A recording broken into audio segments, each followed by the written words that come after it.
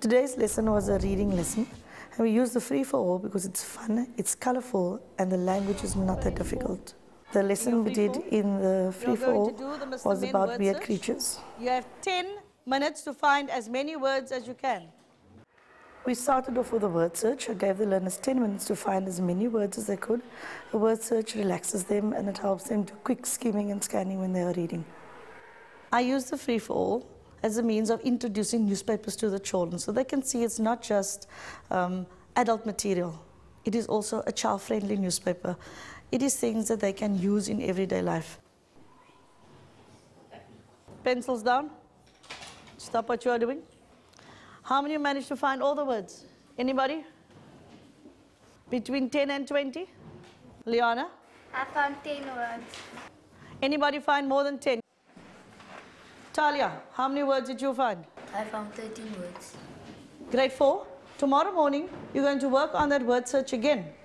If you found 10 words in 10 minutes, tomorrow you must better your score by finding more than 10 words. Right. Can you turn to page 19, please? I want you to quickly look at the heading or the title of that article and the pictures.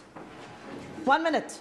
The learners spend 1 minute looking at the title and the pictures to get a sense of what the article was about. Who can tell me what they think this article is about? Creatures and insects.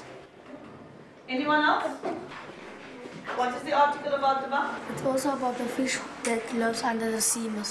What else is the article about? It's also about Once the children have scanned the article and they've given feedback on the questions I asked them about what was the article about, what do you see in the article, or things like that, we go on to the difficult words. We normally have it on flashcards and we'll display it on the board, get the children to identify the words, get them to repeat the words, sometimes we get them to spell the words. Surroundings mean. Yes, Ahmad? so is the stuff around you. The things around you. Grade 4, for the next 6 minutes, I want you to find as many of those words as you can. 6 minutes to find 12 words. Quickly, go through the article. I asked the learners to highlight all the difficult words that we had previously done on the flashcards. They had to go back to the article and find all 12 words within 6 minutes. The one thing I like about the free-for-all is that they can use an article and integrate all the different lessons in one article. The free-for-all also contains lots of general knowledge. It helps the children to build general knowledge. In the next activity, I'd ask the learners to circle all the question words, words that introduce questions. Okay, grade 4s, look at the articles again. Circle the question words. I asked the learners to circle the question words to see if they could identify which words would introduce a question. Read out all the question words from your left to your right. Thank you. Start now. When, how, what, why, One of the things the learners had to do was to identify the question part of the article and the statement part of the article. Does a grasshopper sing? Kani, is it a question or is it a statement? It is a question. Thank you, Kani. What would the answer below be? A question or a statement? Diane, will you please read the article, that is the question and the statement on the African Goliath, please. What is the heaviest insect? The African Goliath beetle is The reason for asking them to do that is so that they can identify when they are asking something and when they are saying something. One section of the article covers the African Goliath beetle, and I wanted the learners to get a sense of the length and the weight of the insect. That is why we measured and we felt the weight of a packet of sugar in our hands. And find 12 for me. Put your right finger on 12. Now between those two fingers, you have the length of the Goliath beetle. In each row, there are 2 money bags. Inside those money bags is 110 grams of sugar each. I want you to pick it up and pass it along so that you can feel the weight of the African Goliath beetle. I read the article on the Portuguese man of war to the learners, How does a Portuguese man of war swim? This large poisonous jellyfish creature with tentacles up to 18 meters long lives in the ocean but doesn't swim.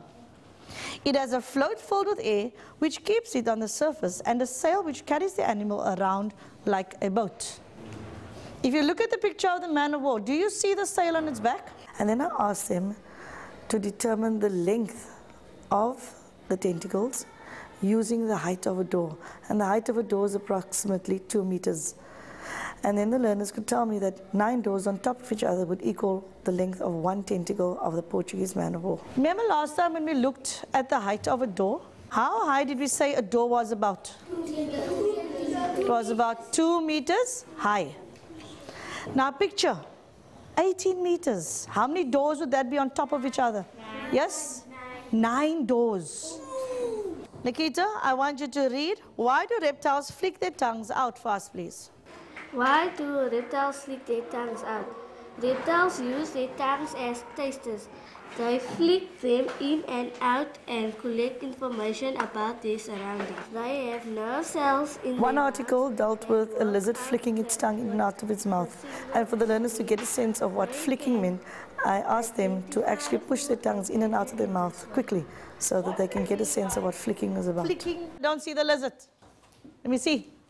Quick. One of the activities that we did was to identify extra markings on the butterfly fish's body that will also confuse their predators.